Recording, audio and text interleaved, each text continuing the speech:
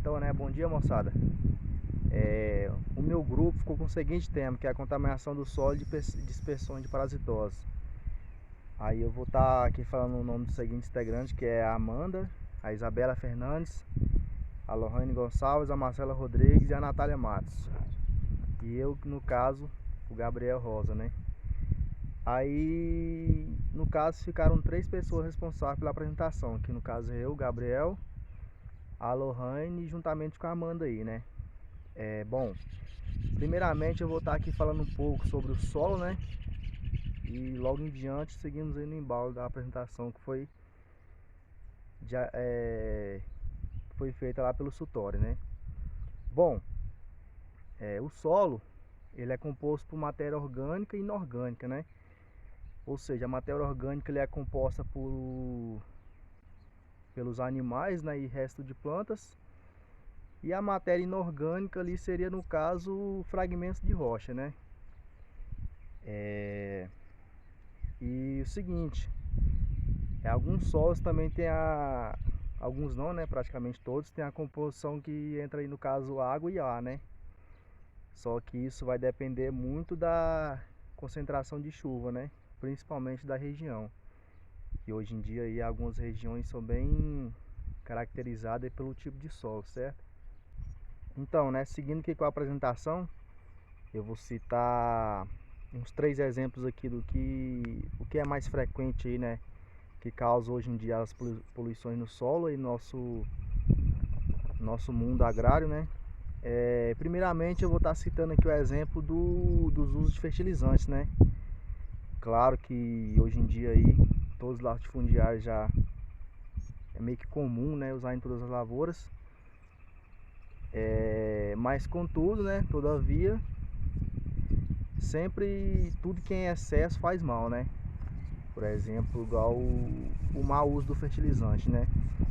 Se você, por exemplo, se a dose recomendada for uns 160 quilos por hectare, sei lá, e suponhamos que o agricultor dobra essa dose. Certamente isso pode causar uma insalinidade na lavoura, né? E consequentemente poderia prejudicar o solo. Que no caso fertilizante, né? Vai ser absorvido pelo solo e irá para lá no lençol freático, né? Que isso não é tão bom para o solo. Um outro caso que eu vou citar aqui agora é o mau uso de defensivos agrícolas, né?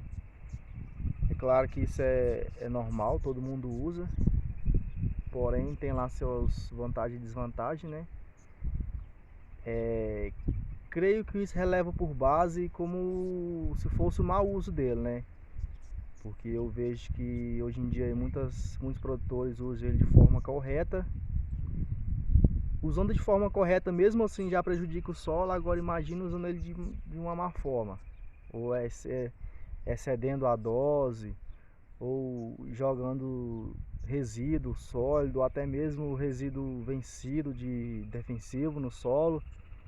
Isso é prejudicial demais para o solo. E outro exemplo que eu vou citar aqui é o despejo incorreto de resíduos, tanto sólidos como químicos, né? Como eu posso dizer? Igual muitas pessoas aí que jogam resíduos sólidos em qualquer canto no solo. Dependendo do tipo de material, isso leva décadas e décadas para se decompor. E piorou ainda mais se for um lixo químico, né? Suponhamos um lixo de cozinha, um lixo de, como eu citei no exemplo anterior, o defensivo que venceu lá no galpão da fazenda, o cara vai lá e despeja em qualquer lugar no solo. Cara, isso é prejudicial para o solo bastante, até porque como consequência, né, esse residual ele será infiltrado pelo solo e consequentemente irá parar lá no lençol freático, né? Como também tem uns lixos químicos aí também que ao se decompor solta aí o líquido chamado chorume, né? Em alguns casos ele sendo tratado de forma correta pode ser usado como adubo orgânico. mas ele, sendo tratado de forma incorreta, pode ser prejudicial para o solo. Bom, eu sou a Amanda Júnior, bacharelanda em agronomia, e vou falar um pouco sobre o desmatamento e a poluição do solo. Existem diversos danos causados pela poluição do solo. A contaminação de alimentos é um deles e pode gerar, consequentemente, problemas de saúde. A contaminação acontece porque as substâncias são absorvidas pelas plantas quando uma fórmula química no solo se assemelha a um nutriente que a planta necessita. De acordo com a pesquisa de Angelina Safety, em algumas plantações de arroz, por exemplo, o alimento absorve arsênio e cádmio, que são altas concentrações dessas substâncias que são prejudiciais ao corpo. A pesquisa também investigou opções para evitar que as plantas absorvam essas substâncias. Uma delas é adicionar casca de arroz no solo, pois ela vai ajudar a reduzir a quantidade de contaminantes absorvidos pelas plantas. Isso acontece porque a casca de arroz ela é rica em silício, que é um nutriente importante para a planta e com uma forma química semelhante ao arsênio.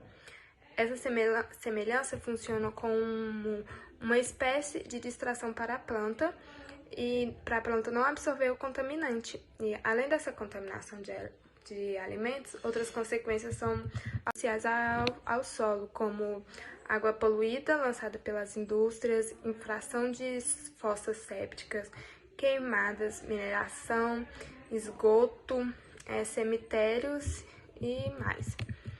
Algumas consequências da poluição do solo, existem diversos danos causados pela poluição, que entre os principais são aumento da sua erodibilidade, redução da vegetação, entupimento de encanamento, contaminação de alimentos, aumento da salinidade, redução da vegetação, problemas de saúde públicas e aí vai. Para evitar essa poluição, para evitar a contaminação, algumas medidas podem ser adotadas como para controlar e reduzir a poluição do solo. E entre elas pode citar a diminuição ou a eliminação dos fertilizantes. E esses pesticidas nocivos, reflorestamento e a destinação correta do lixo para o seu tratamento. Vamos falar agora como prevenir a enterobiose. Para evitar a infecção por enterobiose, é necessário tomar precauções simples, como ter bons hábitos de higiene, cortar as unhas das crianças, evitar roer as unhas, além de ferver as roupas das pessoas infectadas para impedir que seus ovos contaminem outras pessoas, pois eles podem ficar até 3 semanas no ambiente, podendo ser transmitido para outras pessoas. Também é importante lavar as mãos sempre que for preparar alimentos